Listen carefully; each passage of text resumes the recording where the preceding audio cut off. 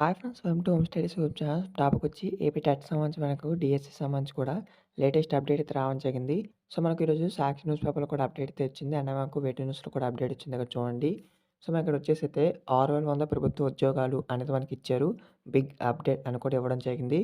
So results గురించి ఎంతమంది wait చేస్తున్నా కూడా ఒక లైక్ రూపంలో తెలియజేయండి. మీరు లైక్ చేస్తే తెలుస్తుంది. ఇక్కడ అప్డేట్ ఇంకా చూసుకుంటే రాష్ట్రంలోని 6,100 టీచర్ల పోస్టుల భర్తీకి అయితే నిర్వహించే డిఎస్సి పరీక్షల నిర్వహణపై మనకు సస్పెన్స్ అయితే కొనసాగుతుంది.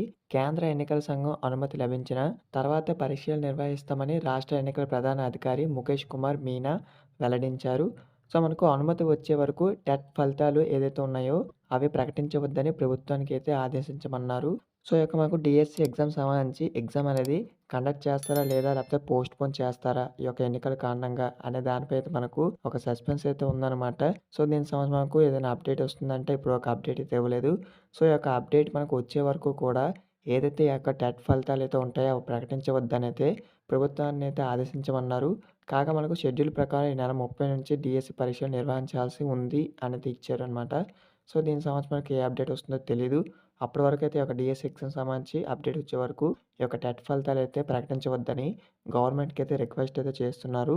సో ఇదనమాట అప్డేట్. ఇంకేమైనా డౌట్స్ ఉన్నా కామెంట్ చేయండి. సో టెట్ సంబంధించి ఎటువంటి చిన్న అప్డేట్స్ మీకైతే ఇంటిమేట్ చేస్తాను రిజల్ట్స్ సంబంధించి. సో ఎవరైనా కొత్తగా వెయిట్ చేసారంటే సబ్స్క్రైబ్ చేసుకొని పక్కన ఆల్ నోటిఫికేషన్ పెట్టుకోండి.